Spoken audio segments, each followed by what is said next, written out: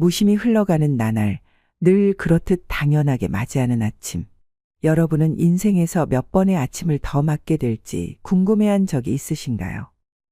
그런데 설상가상으로 여러분에게 만일 단 한 번의 아침만이 남아있다면 어떻게 하시겠나요? 지금까지 가치 있게 살아왔다고 자신 있게 말할 수 있으신가요? 삶을 뒤로 돌릴 수 있다면 어떻게 살고 싶으신가요? 뉴욕타임스 기자인 저자는 삶의 마지막을 향해 유유히 걸어가는 노인 6명과 1년에 걸쳐 인터뷰를 진행하기로 합니다. 사실 인터뷰 초기에는 그들로부터 나이듦의 고단함에 대해서만 듣게 될 거라고 생각했습니다. 나름 인생을 안다고 자부했던 저자는 그러나 그들을 만나면서 인생이 송두리째 뒤집어지는 경험을 했다고 하는데요. 마치 스승, 진정한 현자와도 같던 이들과의 대화를 통해 저자는 인생의 의미와 삶의 가치, 행복에 대해 함께 묻고 답하며 흔들리던 삶의 갈피를 잡아갑니다. 인생의 매 순간들은 마치 스튜에 들어가는 각종 재료들과 같습니다. 이 재료들은 하나씩 따로 먹기에는 너무 쓰거나 매울 수 있죠. 하지만 모든 재료가 섞이면 어느 하나 빼놓을 수 없이 모두 소중합니다. 지난 시간들이 너무 힘들고 지쳐서 앞을 내다보기 힘들었다고 토로하더라도 지금 여기까지 와 있다면 잘 살아온 것입니다.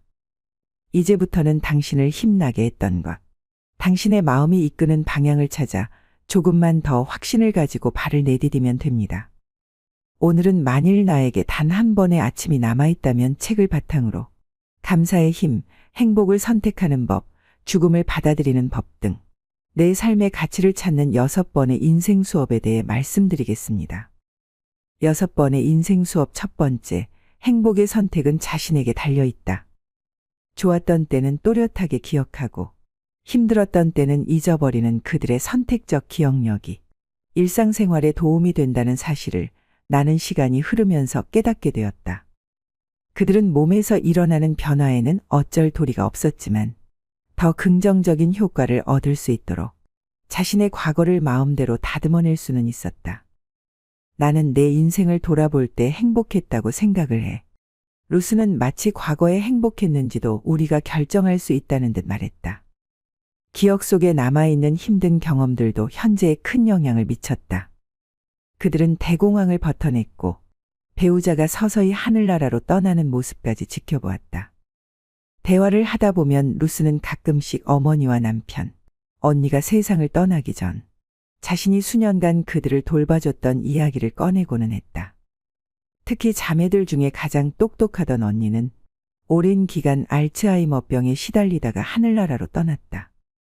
하지만 루스가 당시의 기억을 떠올릴 때면 고통스러워한다기보다 오히려 더 즐거웠던 시절로 돌아간 듯했다. 저소득층 노인들을 지원하는 기관을 운영하는 루스의 큰딸 주디는 자신이 돕는 사람들에게서도 이 같은 모습을 자주 볼 수 있다고 말했다. 85세나 90세까지 사는 사람은 다들 무척 강해요라고 주디는 말했다. 엄마는 남편도 잃고 부모님도 떠나보냈어요. 그래서 죽음을 어떻게 받아들여야 하는지도 알죠. 그렇다고 덜 힘들다는 건 아니지만 사람들은 금방 다시 일어날 수 있어요. 그래서 어르신들에게서 배울 게 무척 많은 거죠. 세상 만사를 다 겪고 살아남은 분들이시니까요. 늙는 게 꼭 좋다는 건 아니지만 꼭 끔찍하지도 않아요. 심각한 기억상실은 끔찍한 일이다. 그러니 두려워하는 게 어쩌면 당연하다. 하지만 선택적으로 잊어버리는 것은 진정한 지혜일지 모른다. 당신이 45세라면 결혼 생활 동안이나 일하는 중에 저질렀던 실수들을 빼먹지 않고 기억하는 편이 좋다. 실수를 통해 교훈을 얻을 수 있기 때문이다. 하지만 90세라면 잊어버리는 편이 현명하다. 사회학자 라르스 토른스탐은 대부분의 사람들이 나이가 들면서 많은 것을 잃고도 만족하면서 산다는 것을 알고는 깜짝 놀랐다. 그리고 그는 그런 사람들을 쉽게 찾을 수 있다는 사실을 발견했다. 우선 첫 번째는 무엇을 하고 누구와 시간을 보낼지에 대해 점점 더 까다로워진다는 것이었다. 칵테일 파티에서 사람들과 어울리거나 누군가에게 작업을 거는 일은 더 이상 큰 재미가 없었다. 그들은 새로 친구를 사귀거나 새로운 인간관계를 맺으려 하지 않았다. 두 번째는 나이가 들수록 점점 자기중심적인 사고에서 벗어나 자신이 큰 전체의 일부라는 인식을 하게 된다는 것이다. 고령자들은 자신들이 외로이 홀로 있는 게 아니라 명상을 하며 혼자 보내는 시간을 중요하게 여긴다고 말했다. 노년이 쇠퇴기가 아니라 물질에 대한 걱정을 초월해 진정 가치가 있는 것에 집중하는 인생의 절정기라는 것이다. 토른스탐은 74세에서 104세 사이의 사람들에게 50세 이후에 그들의 가치관이 어떻게 변했는지에 대해 묻는 조사를 실시했다. 이제 나는 얄팍한 인간관계에 흥미가 줄었다라는 문항에는 전체의 75%에 달하는 사람들이 동의했고, 나는 사색하는 시간이 더 즐거워졌다라는 문항에는 3분의 2가 긍정했다. 물질적인 것들은 전보다 중요하지 않다 해도 81%가 동의했다. 그들은 점점 더 타인을 배려하게 되었고, 인생에는 절대 풀지 못할 수수께끼들이 있다는 사실을 인정하게 되었다. 토른스탐이 발견한 눈에 띄는 사실 중 하나는 노인들이 기억과 최근의 경험 사이의 경계를 모호하게 만들어 과거와 현재를 동시에 살고 있는 것처럼 보인다는 점이다. 그들은 과거에 나눴던 대화들을 되새겼고, 이미 고인이 된 사람들에게는 자신들의 예전 잘못을 사과했고, 오래전부터 좋아하는 것들에 새삼 감사했다. 나이와 상관없이 현명해지기 위해서는 제일 먼저 우리도 죽는다는 사실을 진심으로 받아들이고 그 안에서 더욱 만족하면서 살아야 한다. 현대의학 덕분에 우리는 죽음을 이기거나 질 수 있는 일종의 시험으로 여기기도 한다. 하얀 가운을 잊은 전문가들이 좌지우지하는 무언가로 말이다. 하지만 고령자들은 더 현명한 눈으로 세상을 본다. 우리들 중 누구도 죽지 않는 사람은 없다. 그러니 살아있을 때 잘 살아야 한다. 6번의 인생 수업 2번째.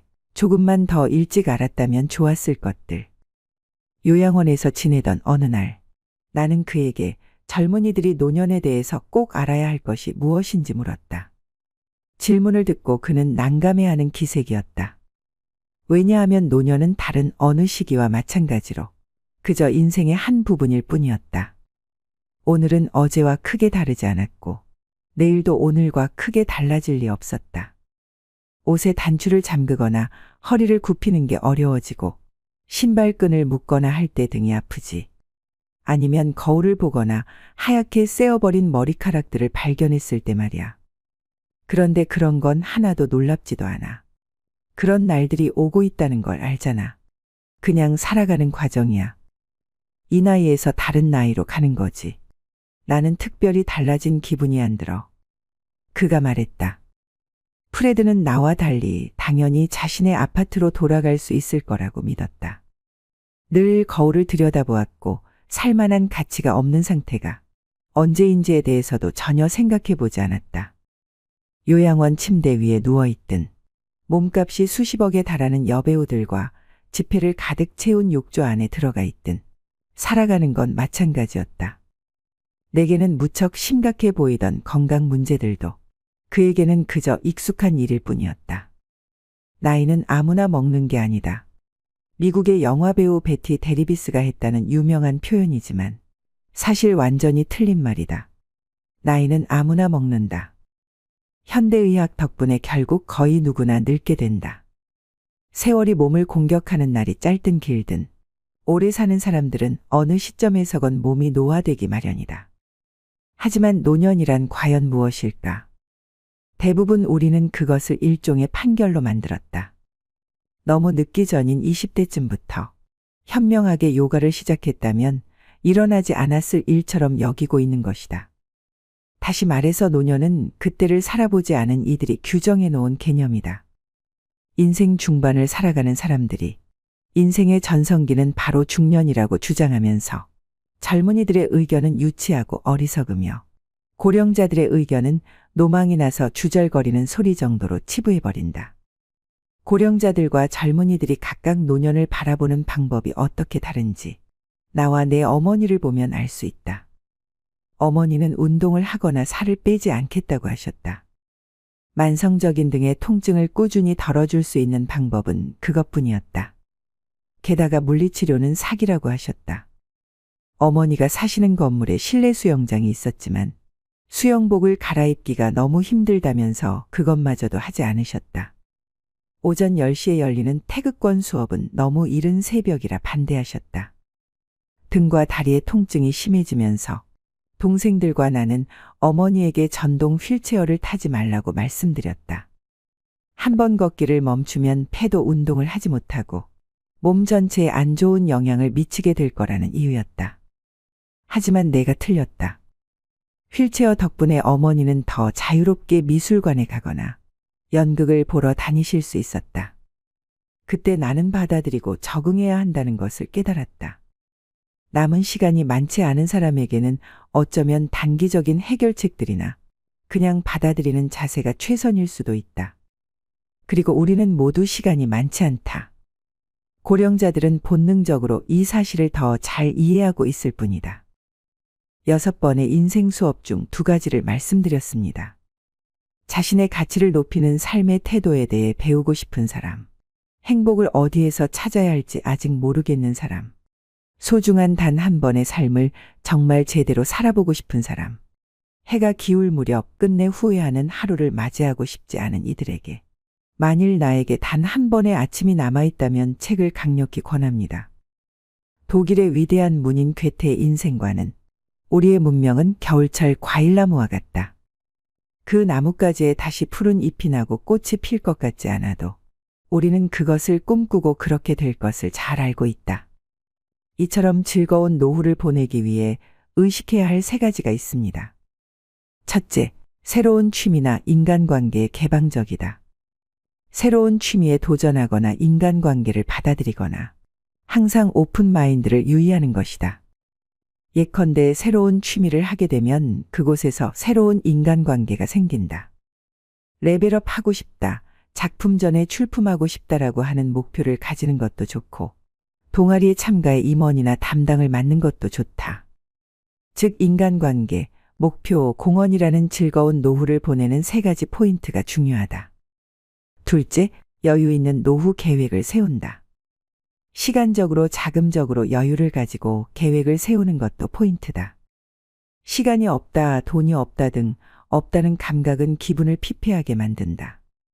무모한 계획을 세우고 스스로 자신을 몰아가 버리면 본전도 없다. 예컨대 목표를 세울 때는 누군가와 겨루거나 하는 것이 아니라 노후에는 어디까지나 자신의 시간을 즐긴다는 관점에서 설정해 보면 좋지 않을까. 셋째, 즐거운 노후를 위한 주거 선택의 포인트다. 즐거운 노후는 어떤 곳에 사느냐에 따라서 좌우될 수도 있다. 거주지를 찾을 때는 다음 포인트를 검토해 보는 것은 어떨까? 첫째로, 노후에도 안심하고 살 수 있는 집인가? 우선 체크하고 싶은 것은 안심하고 살 수 있는지 여부이다. 해를 거듭하면 건강상의 불안이 증가하고 일상생활 속에서 일어나는 자연재해나 범죄에 대한 대응도 걱정이 많아진다.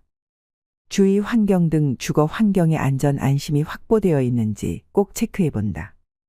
둘째로, 노후의 즐거움을 만끽할 만한 집인가? 노후 시간을 즐겁게 보낼 수 있을지도 확인해 본다. 예컨대 주변 가까이 병원, 슈퍼마켓, 먹자골목, 가벼운 오락시설, 지역 도서관, 동아리 등 활동이 가능한지가 준비되어 있다면 지루함 없이 하루하루를 보낼 수 있을 것 같다. 현역 시절과 비교해서 자신을 위한 시간이 많이 생긴다. 그 사용법을 생각하는 것도 자기 자신이다. 선택하는 집이나 주변에 그런 즐거움이 준비되어 있다면 바랄 나위가 없다. 즐거운 노후를 보내는 방법에 대해서 말씀드린 내용을 꼭 참고하시길 바랍니다. 위와 같이 일찍 인간관계, 목표, 공헌 등과 같은 포인트를 잘 검토한다면 충실한 노후 생활로 분명 연결되리라 봅니다. 마지막으로 나이 들수록 버려야 되는 2가지를 말씀드리겠습니다. 나이가 들수록 버려야 할 첫 번째는 앉아있는 시간을 줄이셔야 됩니다. 여러분은 하루에 얼마나 오랜 시간 앉아서 생활하시나요? 나이가 들수록 덜 앉고 더 많이 움직이셔야 되는 것은 모두가 알고 계실 텐데요. 60세 넘어 하루 10시간 넘게 앉아 있으면 치매에 걸릴 확률이 높아진다고 합니다. 치매가 아니더라도 장시간 앉아 있는 사람은 하루 종일 몸을 움직이는 사람보다 당뇨병이나 심장마비 위험이 높고 하체 비만 등의 발병하는 위험이 증가한다는 연구가 있는데요.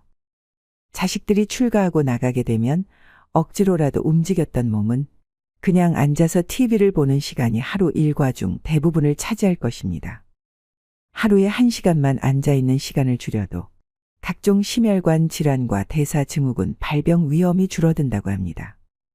장시간 앉아있는 것이 건강에 미치는 악영향을 줄이기 위해 일상에서 30분마다 5분간 가벼운 걷기를 하셔야 됩니다.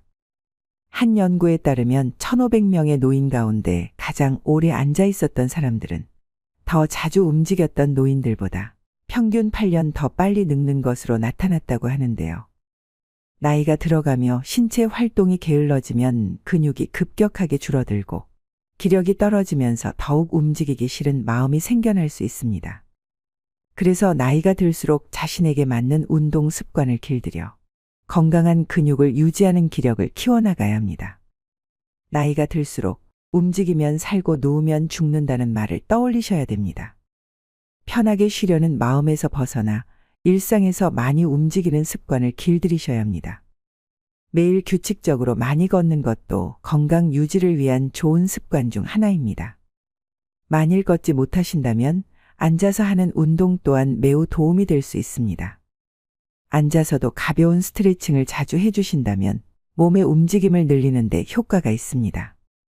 나이가 들면 운동을 해도 근력이 늘지 않는다는 잘못된 생각 때문에 고령자들은 운동을 시도조차 하지 않는 경우가 많습니다. 집에서 쉽게 할 수 있는 운동을 매일 10분만 꾸준히 해도 1년이 지나면 현재 근력의 20%까지 늘릴 수 있다고 하는데요.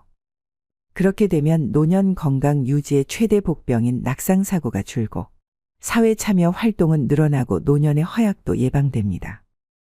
얼마 전 옆집 60대 어머님은 길을 걸어가시다 갑자기 넘어지셔서 팔이 꺾이는 사고를 당하셨습니다. 다리의 근력이 부족해서 중심을 못 잡고 넘어지셨는데요.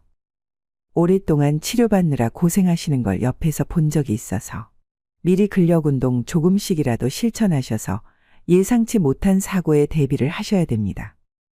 습관이 인생이라는 말이 있습니다. 우리가 갑자기 운동량을 늘리는 것은 쉽지 않은 일입니다. 대신 앉아있는 시간이라도 줄이는 게 노후 건강을 위해 아주 좋은 방법이 되는 것입니다. 하루를 아름답고 행복한 삶으로 만들기 위해서는 자신이 어떤 태도와 습관을 가지고 살아가고 있는지 돌아보는 시간을 가져볼 필요가 있습니다. 앞으로 어떤 습관을 길들여 어떤 태도로 지낼 것인가 하는 계획을 세우고 실천하는 것이 바로 자신의 가치 있는 노후를 위한 중요한 지혜이기 때문입니다. 나이가 들수록 버려야 할 두 번째는 불필요한 인간관계를 정리하는 것입니다. 노후 행복의 결정적 요인은 부도 명예도 학벌도 아닌 관계라고 할 만큼 마음 맞는 사람들과의 따뜻하고 의지할 수 있는 관계라고 하는데요. 노후가 되면 마음이 외롭고 인생이 허무하다고 느낄 때가 많습니다.